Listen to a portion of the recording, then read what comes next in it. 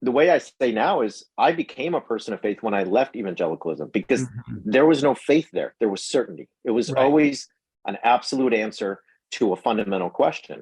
Mhm. Now, what I have are provisional answers to fundamental questions, questions that say, hey, right now, I think this is the best way to see this, but I'm going to be open to new information, new experiences, and the perspective of others. And I'm probably going to learn a whole lot and probably have to change and expand my answer to that question.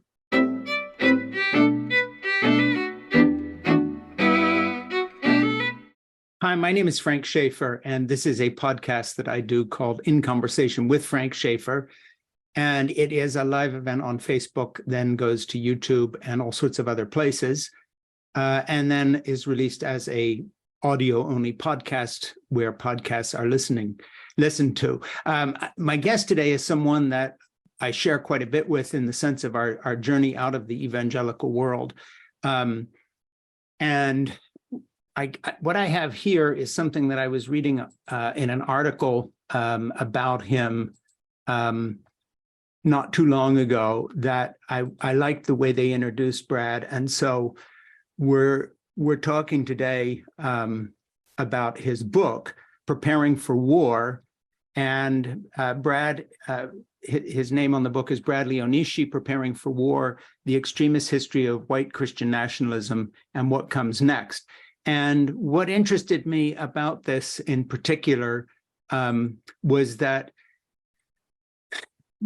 my background also took me through Southern California. Brad has an interesting take on this. As he says in the book, a lot of people assume that somehow the religious right, Christian nationalism, white nationalism are exclusively Southern products. But I'm one of the people out there who, having been knocking around in Orange County in the 70s and the 80s, having known people in the foundation of the John Birch Society out of that area of the country and who were very far right, even back in the day, calling people like President Eisenhower a communist, believe it or not, all the way up to the present.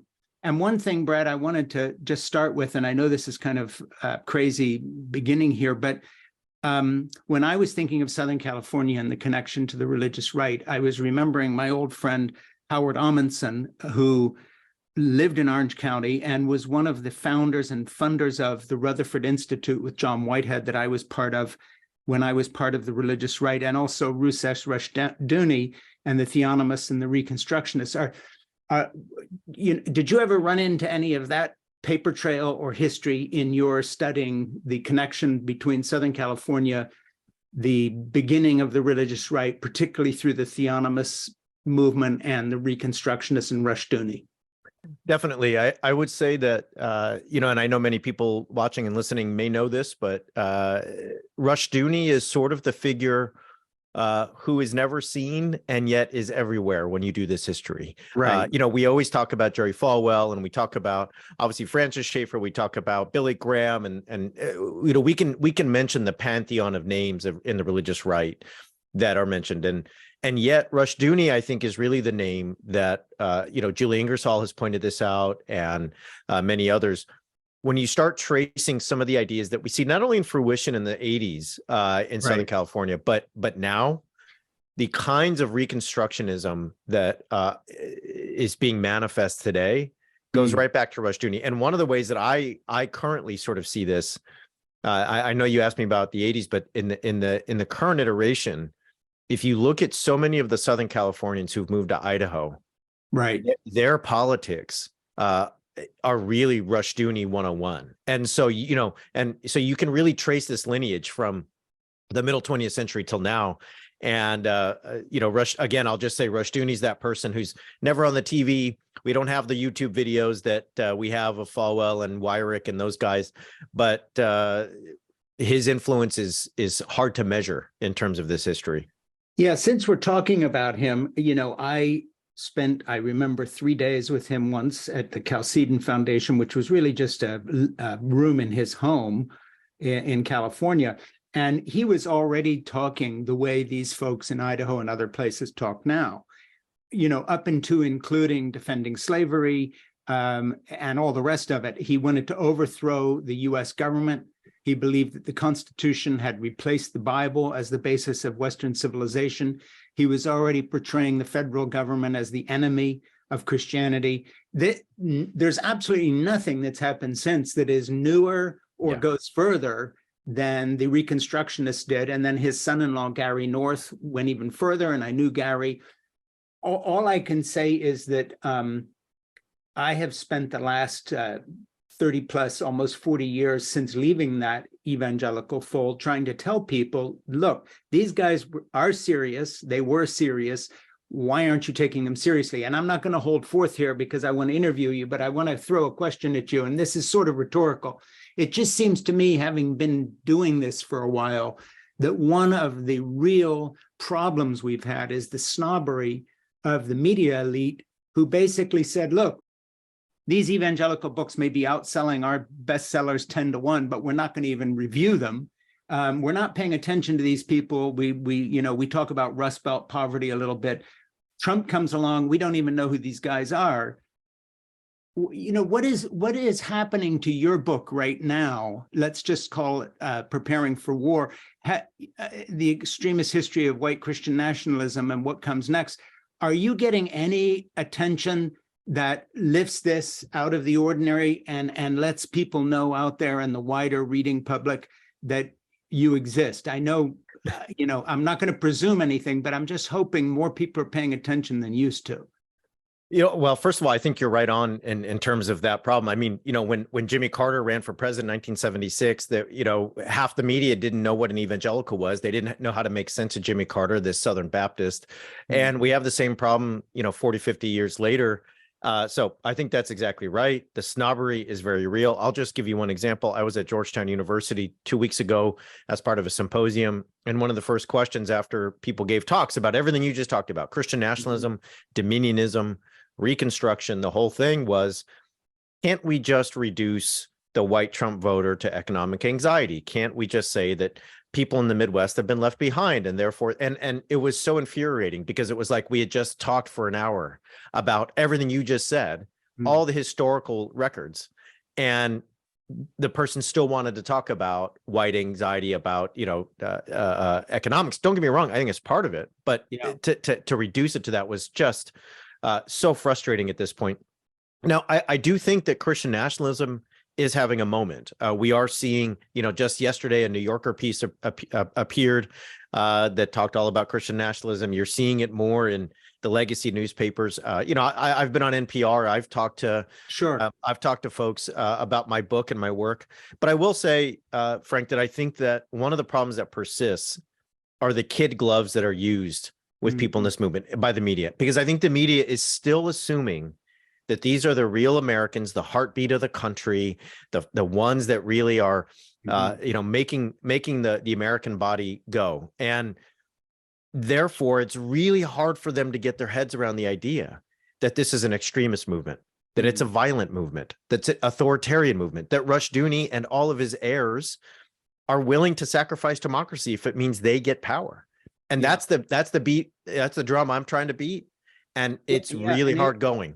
In the case of Rushdoony himself, he wasn't only willing to sacrifice democracy, he didn't believe in democracy. He thought that what we needed was the biblical absolutes applied, as in the Old Testament, up unto stoning adulterers or whatever means of execution they chose. People have no idea. But of course, folks in the widespread media who have never heard of Rushdoony have heard of people who follow him. For instance, someone like Franklin Graham and the stands he's been taking for Donald Trump during this 2016 presidential run, but since then, in covering for these guys or criticizing Republican senators who stood up and criticized Trump, it's unthinkable without understanding that to him, Rushdoony, or at least that Reconstructionist philosophy, this is what makes these guys get up in the morning. This is what they believe in, to the extent they believe in something, I think. And that's where the connection, is still very direct. And the Trump presidency is inexplicable without digging into what created this movement, I think. I totally agree. And, I'll give you an example about Franklin Graham. Two of my colleagues, Sam Perry and Andrew Whitehead, were asked to give congressional testimony, written testimony to the January 6th Select Committee about Christian nationalism. So they wrote out this great set of findings based on their research, talked about Christian nationalism. However, they quoted Franklin Graham as somebody who, as you just said, basically espouses this kind of theology and this kind of worldview. And when I read it, and what happened is their congressional testimony was not cited in the January 6th report. Famously, the January 6th report doesn't mention religion or Christian nationalism. It's all left out, right? Yeah. And what I asked those guys when I talked to them about it was, when I read your testimony, friends, I saw Franklin Graham in there. And I'm just going to be real honest. I knew Liz Cheney and Adam Kinzinger were never going to allow this to see the light of day, because if you criticize the Grahams, you're criticizing what they think of as American religion. Right. And you're going to get in hot water. And yet it's Franklin Graham who, as you say, provides cover for the radical ideas coming from the corners of the Christian world, a la Rushdoony, a la Gary North, a la whoever. And so it's all mixed in, and it's another reason that I think these folks are treated with kid gloves in the media. Yeah, and it seems to me that this is a problem that cuts right and left, and I'll give you an example here. I think that, for instance, on the left, people are afraid of the label of Islamophobic, and so all of a sudden you have left-wing commentators who are treating with kid gloves what's happening to women in Iran, or to 80 political prisoners in Saudi Arabia who were beheaded one morning, as if somehow to point out the truth of what's happening in most regimes being run by the mullahs, if you can put it that way, in one form or another, is to therefore be conflated with an Islamophobia here in the United States. I think the same thing happens across the board with evangelicals. We have this idea about religious liberty. We've got to all respect each other's individual personal beliefs. What folks don't realize about militant Islam in the Middle East, where I have been, and what they certainly don't realize about militant Christianity in America, is that these are not religious movements that deserve the deference to personal belief that we think we're talking about when we say religious liberty. And you see that very much in the US when you have the Supreme Court now being controlled by 6 majority either Roman Catholic or evangelical Christians who are trying to favor religious liberty at the expense of all the rest of our liberties. And you see the beginning of the thin edge of the wedge of a kind of a theocratic movement. So I just want to throw something out for you to address and take whatever time you want. Your book talks about preparing for war, the redoubt in Idaho, and so forth and so on. To me, that is bookended by a right-wing elite represented by the Federalist Society and the people who were appointed judges by Trump and others. How do you see those two movements as, if you like, balancing out? And last footnote, in Amy Coney Barrett, you kind of have you have someone who's kind of straddles both, because she comes from an evangelical Roman Catholic background. And this is Frank Schaeffer, and I might as well reintroduce Brad. We're waiting to make a connection with him again. He dropped out momentarily. My guest is Bradley Onishi. Brad is the author of Preparing for War, The Extremist History of White Christian Nationalism and What Comes Next. And Brad's book follows biographically some of his own journey out of the evangelical world. As I understand it from the book or interviews I've read with him, entertainingly, he converted to evangelicalism through an 8th grade, I think it was, girlfriend, and then left the movement, much as I have, and is now writing about that journey in this book, but also writing about the fact that there are armed, angry, dangerous people out there hiding under the rubric of religious liberty, and sometimes actually calling for the overthrow of the US government and planning to be part of that revolution and overthrow, and that the media, the secular media, as we understand the word, as opposed to religious reporters covering religion, kind of dance around that and don't really address the fact that these folks are very serious about what they're doing and very dangerous. And one point I'll bring up when Brad comes back here is that it seems to me that a lot of people are delusional when they think that these folks aren't going to be so dangerous because they are a minority. Yes, they are compared to the American majority population. The same with the MAGA people who back Trump. only 1 in 3 Americans could even be remotely considered to be in the wing of the far right of the Republican Party compared to the whole population. But, as someone who lived in South Africa for a year and saw how the apartheid regime of a tiny percentage of the population controlled a vast majority through terror, it is perfectly possible. And for instance, in Iran today, you see the same thing happening in Iran, where you've got a minority of strict fundamentalist Islamic mullahs who are basically oppressing and at the same time managing to control people. So, Brad, I don't know if you caught any of that when you dropped out. You're back, thank God. But did you catch some of what I was saying, or did we lose each other completely? No, I got you. I lost power, so I'm here on my phone. So apologies to everybody for dropping out there. I'm in the dark, but I'm doing my best. So you're actually looking good on your phone. Okay, all right, no problem. Well. So, Right, hey, I had to preach a little sermon while you were gone. I think it kept the thread going. Dive in. I was just talking about the fact that folks sometimes dismiss all this and say, well, it's a minority of people. Having lived in South Africa for a year with the same Reformed Calvinist doctrine dictating the apartheid regime, a tiny white percentage of Reformed, former evangelical white Christians dominated a whole Black society by the force of arms and terror for 40 plus years. So I just jump in on that. I mean, this idea that somehow we don't have to take these guys seriously because they're not the majority is nothing to do with it. No, I agree. And I would say on the Islamophobia issue, we've had so many decades since 9/11 of Islamophobia coming from the right that I think there's just a lack of nuance. There's, unfortunately, we don't have a media landscape where one can, as you say, point out the atrocities in other regimes across the pond, while refraining from Islamophobia in the United States. And so, the lack of nuance there is a problem. There is rampant Islamophobia here, but it does not mean that there are not Muslim majority places in the world where there are human rights violations, to say the least, and so on. So I think that's there.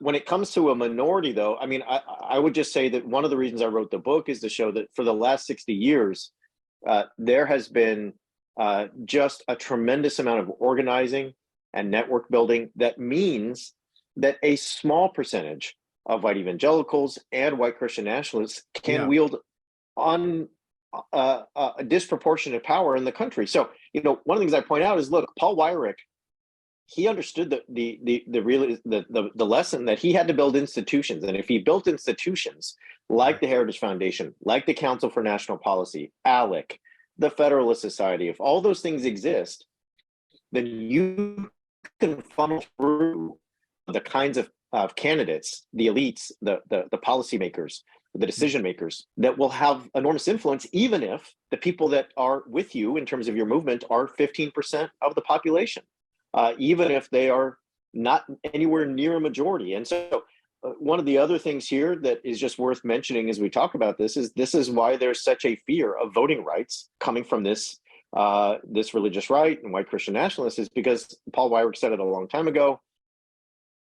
They don't have the votes. They don't want everyone to vote. If fewer people vote, they have a better chance at holding on to the power. So look, you mentioned it. Look at our Supreme Court. You're going to tell me that a small minority of people can't have an overwhelming effect on our society? Look at this, the makeup of the Supreme Court, just as a result of the Trump presidency, will forever change the United States, and already has with the overturning of Roe. So there's no denying that a small minority can yield enormous power, even if they don't have the numbers. Yeah, and that's what's happening with the court.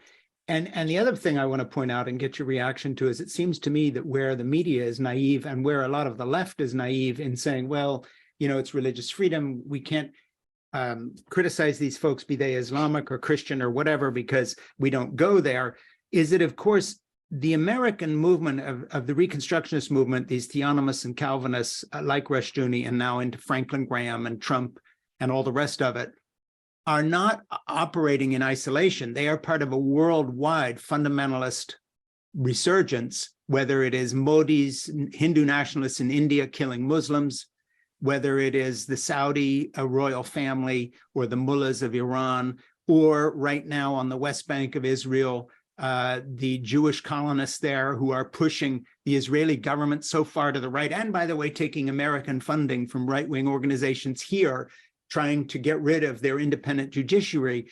You know, when you look at the world, I would be less worried about our American situation if it was an anomaly. But right now, there's a pushback against what all these groups regard as modernity, and we're a part of that story. And again, I think if the media had more of a sort of a historical or philosophical or theological context for some of this, they would understand that we have to talk about this whole picture honestly. And for instance, that Vladimir Putin has the support of the Russian Orthodox Church up to the hilt, and from their point of view is making holy war on a more secular regime headed up by a Jew in the war he's fighting against Ukraine. You know, this is all part of this story. How do you see that? Oh, I agree. I mean, I think we're in a moment, unfortunately, and I remember when Trump was elected, I was telling friends this. I said, you know, I'm Japanese American, and those who were incarcerated in Japanese incarceration camps during World War II, most of them are dying. So we have a situation in my community, right, where the living memories of World War II were going away. All of the elders were dying, and so those memories were left for us to tell and retell and so on. Well, what's the point? Well, we're living through that in a global age where the atrocities of World War II, of the middle 20th century, when it came to Hitler and Stalin and everything else, they're no longer in the lived memory.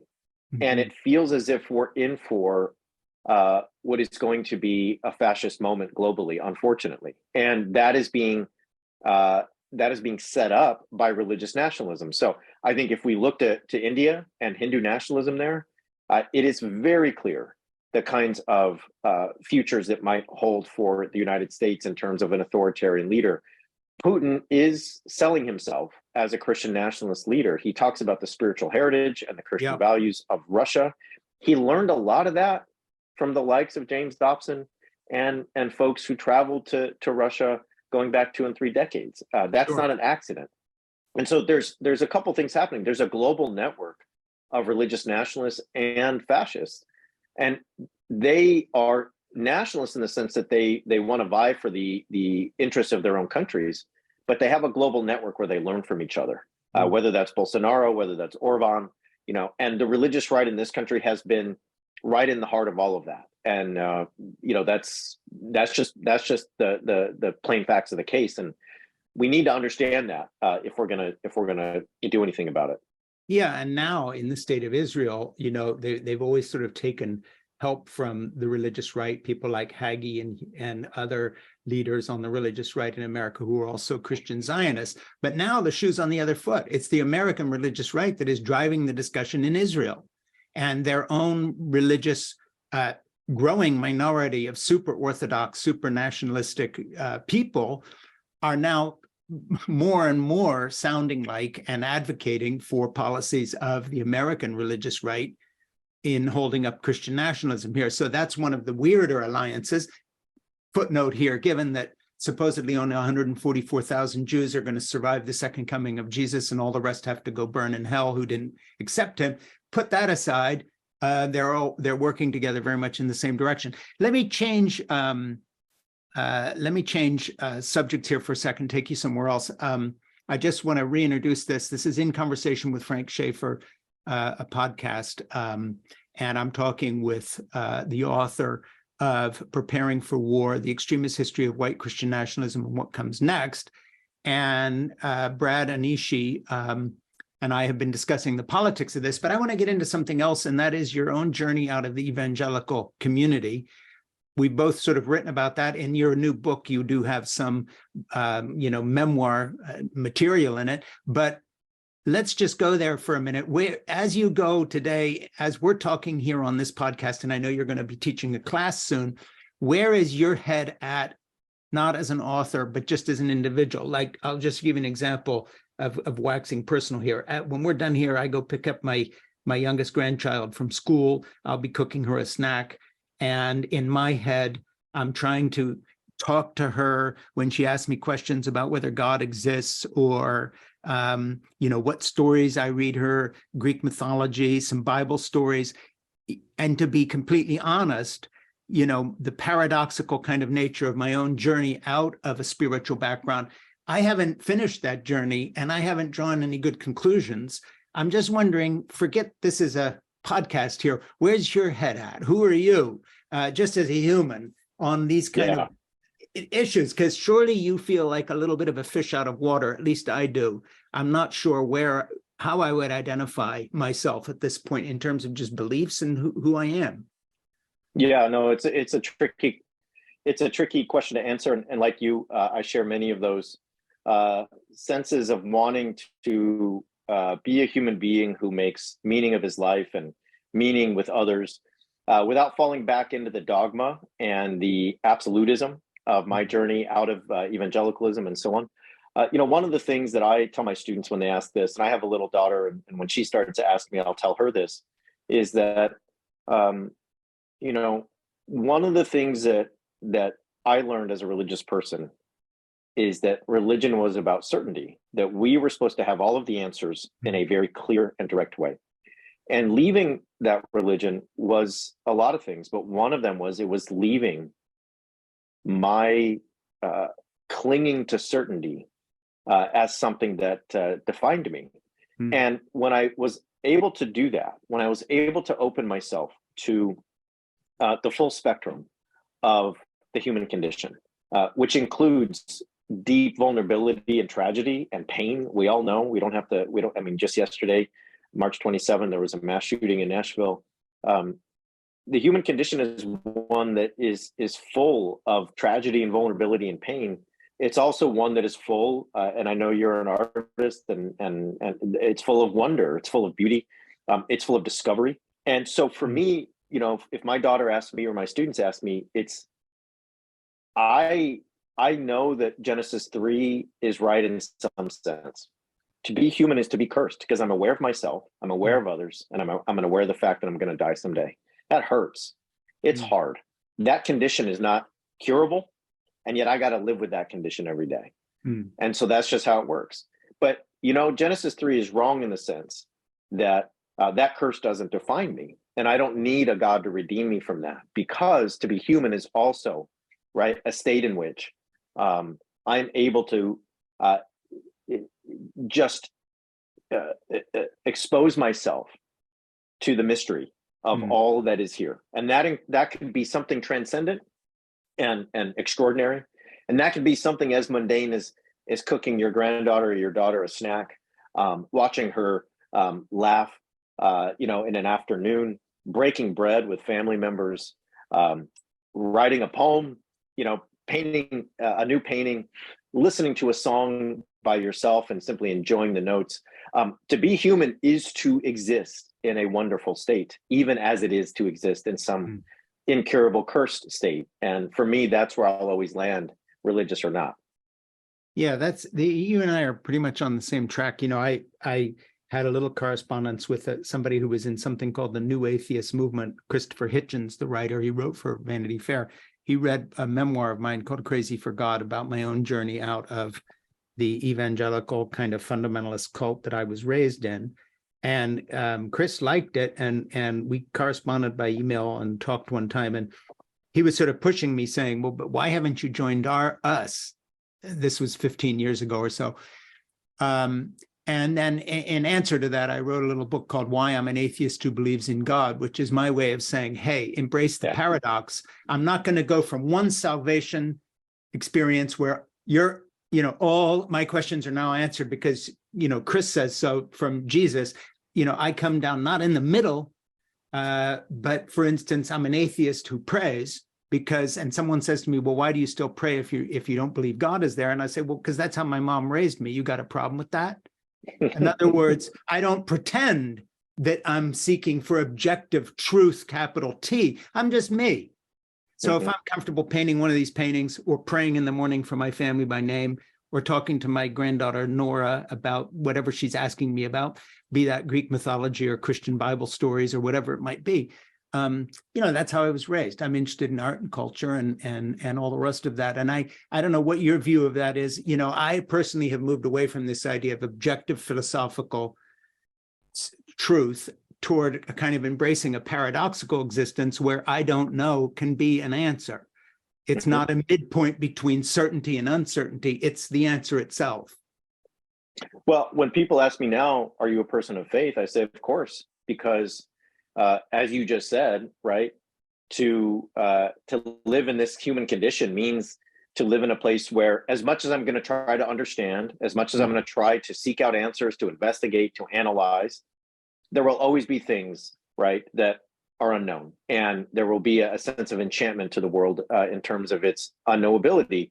And so the way I say now is I became a person of faith when I left evangelicalism, because there was no faith there. There was certainty. It was always an absolute answer to a fundamental question. Now what I have are provisional answers to fundamental questions, questions that say, hey, right now I think this is the best way to see this, but I'm going to be open to new information, new experiences, and the perspective of others. And I'm probably going to learn a whole lot and probably have to change and expand my answer to that question. Yeah. Well, I'm glad I asked those questions because I wanted to dig around a little. So let's get back to the topic of your book and sort of play it forward a little bit, and ask you to make some prediction here, in the sense that here we've got all these armed camps, folks, genuinely armed camps in some cases, following this philosophy of wanting to overthrow the US government. Meanwhile, our leaders don't address this. They talk about extremism as if it comes from outer space and you can't find who the people are. We have mass shootings of children regularly, weekly, daily in this country to an extraordinary amount, mainly to placate the extremists who look at the Second Amendment as their permission to arm for war against our government. What the fuck? I mean, sorry, but like, what's going on here? What is wrong with this country, and what does the future hold for a nation that is literally descending into anarchic, terroristic chaos, defended by our judges who are keeping guns everywhere as they interpret the Constitution of the United States? I mean, what the hell? What future is there for a country like this, even if there's not a, quote, civil war with clearly drawn battle lines? This is a war in which only civilians are getting killed, and their children. What's going on here? How do you see that? Well, I see a bunch of things at play. So I always want to say that I think there are many reasons to be worried, and I'm going to answer those. I want to answer your question here quickly. There are reasons not to despair, and I want anyone who's listening or watching to realize that, you know, when you do organize, when you do fight back, things happen. The 2022 midterms did not go like anyone expected, and people did vote for democracy and reproductive rights in certain ways. So there are glimmers. You know, Kerry Lake is not governor. Doug Mastriano, a noted Reconstructionist, is not governor. So on and so forth. However, you know, one of the whole reasons for writing the book is to say we are in the state you just outlined. We are in a place where you know, the former president has called his people to protest his arrest, where he has said that there will be death and destruction if he ever is arrested. We have a situation where he is, you know, basically calling people to remember January 6th as the first battle in a long war. And the argument I have made is that this is 60 years in the making, that when people of color, when queer folks, when women began to demand representation and rights in this country, white Christian landowning people who have always seen themselves as at the top of the social hierarchy and economic hierarchy here, we're going to try to take back the country any way possible. And it has escalated to the point of being willing to sacrifice democracy, being willing to overtake the Capitol violently. And we see the little fires everywhere. We have people with AR-15s showing up to drag queen performances. We have people with AR-15s showing up to ballot boxes. We have people who are part of Patriot Front showing up to pride events. We have people taking out power grids in order to prevent drag queen story hour. The homegrown radicalism and terrorism is already all around us. So if you think a civil war is simply North versus South, then you can say, well, I don't see it yet, or maybe that's not realistic. But if you think of the war in terms of what you just said, then you can see the little fires burning. And you can see the fact that the people who are being put forth as leadership on the American right, like Ron DeSantis to replace Trump, are even more radical than him. And the cases are even worse in state legislatures. If you look at Texas or Idaho, if you look at places like Indiana or Tennessee on the state level, the ravages against reproductive rights and against gender and sexual identifying minority folks, it is not a safe place. I mean, the ACLU just put out a travel warning to Black people saying, excuse me, not the ACLU, the NAACP just put out a travel warning to Black folks in the country saying, do not go to, like, the NAACP of Florida said, do not come to Florida if you're a Black person. It is not safe for you, okay? We have about 400 million guns in the hands of like 70 million people. We have representatives who want us to have a national gun in the form of the AR-15.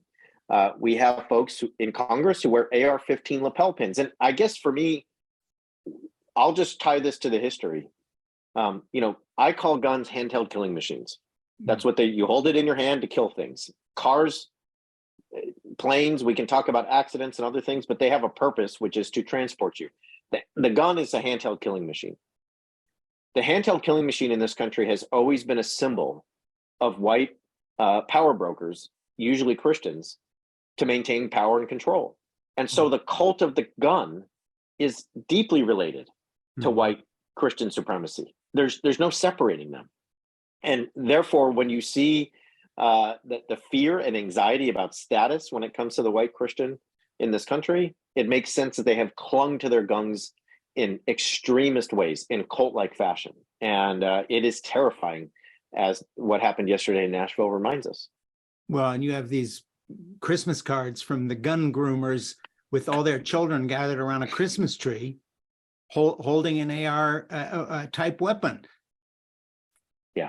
Meanwhile, worrying about these same kids if they're ever exposed to a drag queen. So and that's where in an odd time. But let me get back to something that I mentioned, and I just want to say it again and get some further reaction from you.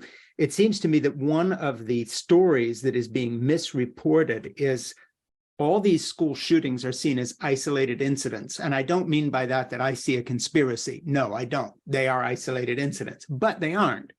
They are connected to what is actually a conspiracy by the far right, backed up by the Supreme Court, to keep guns, tens of thousands, hundreds of thousands of guns in the hands of individual citizens who are arming themselves not for home protection, but for some never land of civil war where they're going to stand up against the federal government. The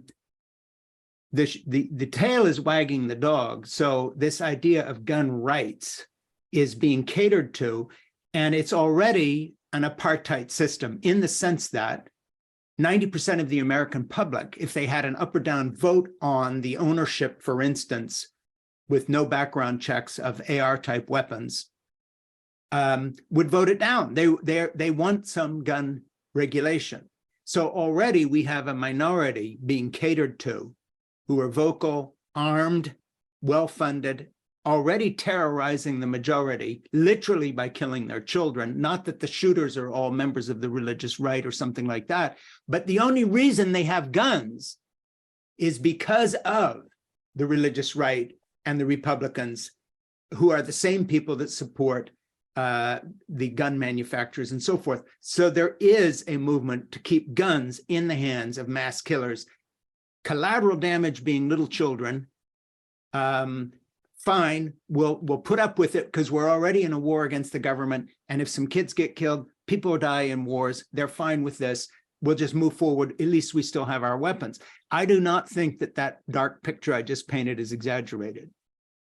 I don't think so either. And one of the ways I think about this is, and it's not original to me, of course, but is there's a difference between the nation and the state. The state is the official institution. The state is the regime of power, the processes by which things get passed in Congress, and the parliamentarian oversees what happens in both houses, and and all that business. The nation is how people think of the real people of the country, right?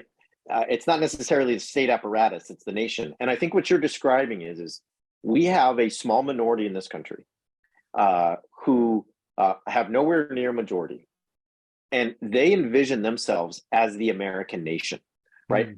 They are the real people, and therefore they will tell you that what the state should do is protect children from all the people they see as their enemies or as others. And that could be a drag queen, that could be an immigrant, that could be a Muslim, that could be a Black person who lives in Milwaukee or Detroit, that could be a mixed race person, whatever it may be, okay? And so what they're willing to tell you is that us in the nation, the real Americans, should have an absolute right to guns, to protect ourselves from all those others and wage war on them if we need to, even if people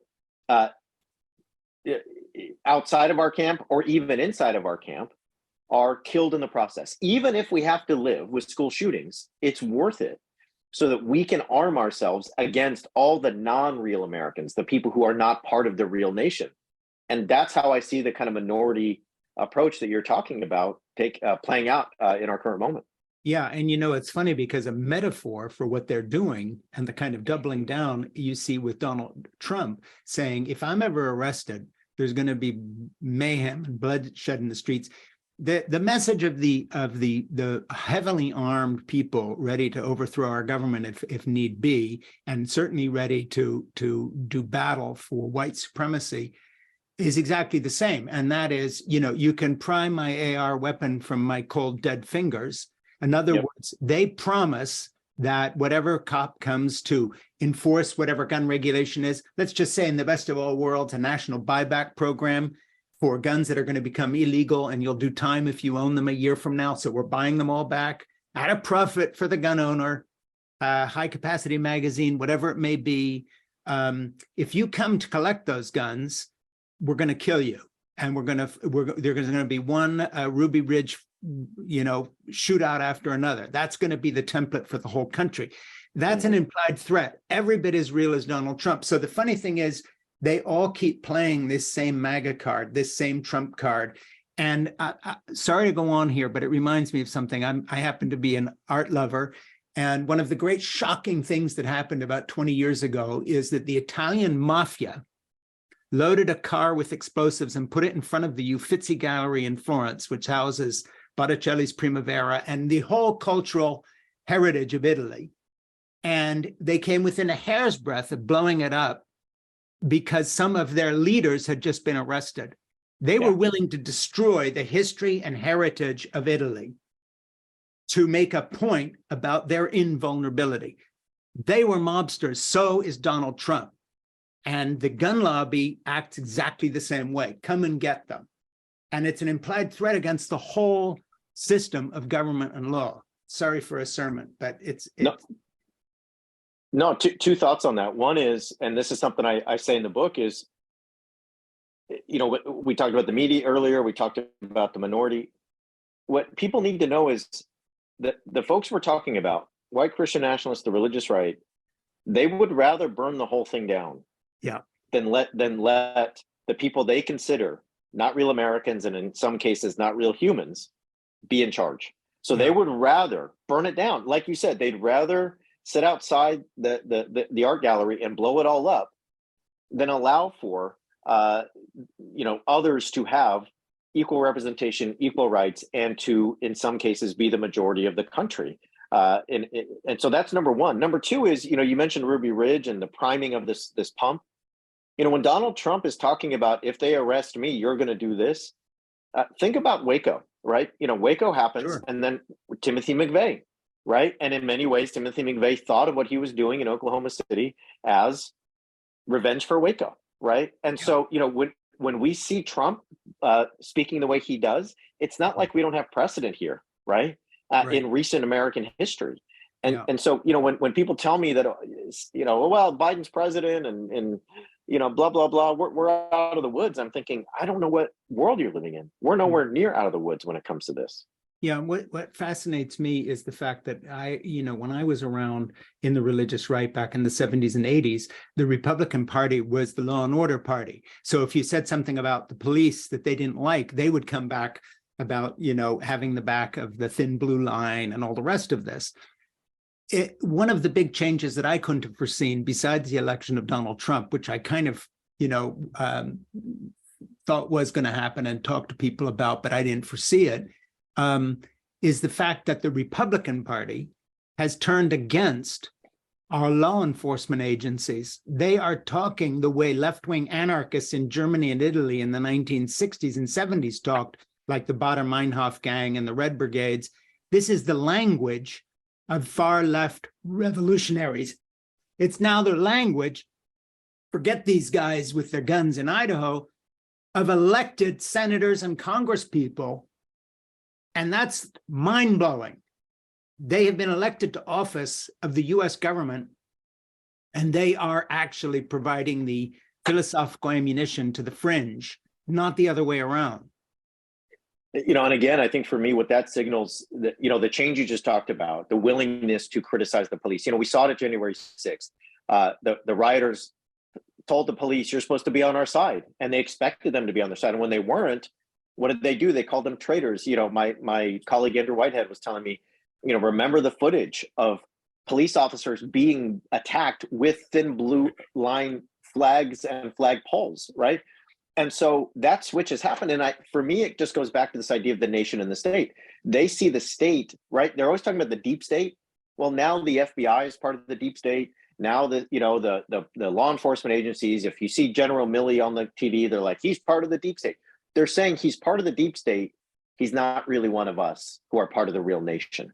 And so if you are military, if you're police, we support you as long as you are on the side of the nation. But if you're going to protect the state and everyone in the state, that and that means people not in the MAGA nation, the Christian nation, well, then we're going to call you part of the deep state. We're going to say you're a traitor. We're going to say that we do want law and order, and you're not doing it. You're not enforcing it. You're enforcing it against the wrong people. So it is stunning, but it makes sense if you think about the way they think of themselves as the true Americans in the country. Since these folks don't accept election results, this is my question to you, and I know you have a class to teach, but I want to use the last 10 minutes productively here. How do you see coming up with a viable solution or counterforce when the rules that we accept are completely rejected by the other side? So it's not just not a level playing field. If my candidate doesn't win, you and I are not threatening blood in the streets. If you come to arrest me, even for something I haven't done, I'll go with the system. I still trust it enough, and I will go quietly down to the police station. There will not be a shootout. Since the other side is playing by a completely different set of rules, how on earth is the electoral process, dialogue, journalism, guys like you writing books about, understanding this. And again, the book, by the way, is Preparing for War. How is this going to work? Well, I think that there's a couple things that I have kind of in response to that question. One would be that one of the reasons I wrote the book is I want people to understand the situation we're in, and it's exactly the one you just outlined. Charles Creel, the filmmaker, says that the best place to be in a war is when your opponent doesn't realize you're in a war. And I feel like for 60 years, most of the United States has not realized that there have been a religious right and Christian nationalists waging war on the country. And so we need to know where we are. I think a lot of people do. And then we need to realize that this is not simply about who's the president. And I know you know this way better than anyone else. The religious right and Christian nationalists have been organizing on every level of the United States body politic since the middle 20th century. And I'm talking about every tendon, every muscle, every ligament. So, I'll give you an example. I was in a small town in Central California recently, a farming town, giving a talk, and somebody talked about how a woman in that town who did not have children in the school district became convinced by right-wing media that critical race theory was a big problem. So she ran for school board and she won. And now there is this huge call for getting rid of CRT and book banning in that school district, even though there was never a CRT in the first place, and this woman has no kids there. Why did she win? She won because she ran unopposed. And that happens all over the country. Christian nationalists, the American right, they want to be mayor. They want to be on the school board. They want to be county supervisor. They want to be PTA president. They want to organize, and it doesn't matter where or when the fight is, they want to fight. And so if we don't realize that, if all of the energy is, did Biden win and now I can go back to brunch, or did the Democrats win the Senate, now I can just sort of go back to playing pickleball or whatever, that's a losing strategy. And it does not sort of put into perspective the kind of situation we're in. This is let me just put it this way. If Ron DeSantis becomes president in 2024 and he's there for 8 years, we're going to see our democratic institutions erode like Hungary has under Orban. And so there has to be wide scale kind of recognition that this is a local, a county, a state, and a federal issue. And people have to vote for democracy as a kitchen table issue. Just as people vote for reproductive rights now as a kitchen table issue, and so on and so forth. So, and I just want to make clear, there are glimmers of hope. Look at the 2022 midterms. Were they all good news? No, but they were different than everyone expected when it came to the Republican majority in the House, or the Senate majority in the Democratic Senate majority, or who became governor. Lauren Boebert almost lost. It was 541 votes. The point is it's not without hope. It's just one that demands consistent fight and consistent energy. And we got to realize that the other side has been organizing for 60 years. They have so much money, so much influence, and they know how to pivot to plan B, C, and D when they lose. So they're not going to give up. Well, and they also hold an implied threat that the other side, in other words, the more moderate, progressive, liberal Democrats, but also just anybody who's a good old-fashioned patriotic American, of the kind that my son encountered as drill instructors 20 years ago in the Marine Corps, who took an oath and would have upheld it. Before we get out of here, I want to mention a phrase that you talk about, the undeveloping nation. And you did something with that, and I'm just interested what you mean by that. Well, we always talk about developed nations, like we talk about developed nations, whether that's France or the United States, and we talk about developing nations. Right. And, people used to talk about the first world and the third world and this kind of stuff. And now we talk about developing nations. Well, the United States is the richest country in the world. It wields enormous power and influence in terms of military and economics and culture, still to this day. And yet, like you, I've lived abroad. I've seen the United States from eyes from other countries and through other cultures. And it really seems, when you look through those lenses, that this is an undeveloping nation, that we've gone from this place that so many people looked up to in terms of democracy and culture and freedom, to a place where many see a new mass shooting every day, police brutality, non-peaceful transfers of power, insurrections at the Capitol, so on and so on and so on. And so I guess for me, that's just a way to put into perspective the fact that I think we are, by some metrics, an undeveloping nation. I mean, Barbara Walter, who wrote the book How Civil Wars Start, talks all about how, if you examine this country along with India and several others around the world, you have all the kind of indications of democracies backsliding into authoritarian rule and the kinds of polarization that lead to civil infighting. And so undeveloping country to me is just a way to say we need to get rid of the cult of American exceptionalism and face where we're at. We're going to link to Brad Onishi's book and sites. What would you like to leave everybody with in terms of just how they can support you in what you're doing? Buy the book is obviously number one. What else can folks do? Who, what are you looking for as you do promotional work on the book? How can we help you get the word out? No, any chance you can. If you can pick up the book, that's great. If you can tell a friend about it, that's wonderful. I do a show myself. It's called Straight White American Jesus, and we don't think Jesus was straight, white, or American, but we want to figure out why so many people do think that. Just along the lines of our conversation today. So, if you haven't checked out our show, we publish 3 episodes a week. We're both former evangelical ministers who are now religion scholars, so we kind of have this dual approach to the whole thing. So that's the best way to kind of stay in contact with what I'm doing on a weekly basis. And if you can tell someone about the book, that's great. But otherwise, get it from the library. I don't care if you buy it. Get it from the library, or get your friend's copy. Doesn't matter. Just happy to have the invitation, Frank. Thanks for having me on, and thanks for a great talk. Appreciate it. And we are going to link to your podcast. We will link to your book and anything else that you send our producer Ernie in terms of saying, please link to this or mention that. We'll put it all up, and then in turn, maybe you can tell people that you're in touch with about this particular conversation, because I think we had a good one. So spread the word. And listen, on a personal note, Brad, if there's anything I can do for you other than this podcast, or if you ever just want to be in touch, please do, because I respect you greatly. I like the book a lot. I hope it's a big success. Don't lose touch with me, please. Stick, and thank you very much. I'll definitely be in touch. And I just really appreciate the chance to have a conversation. And I know I look forward to future conversations and to talking about this more. So thank you. And thanks to Ernie and everyone.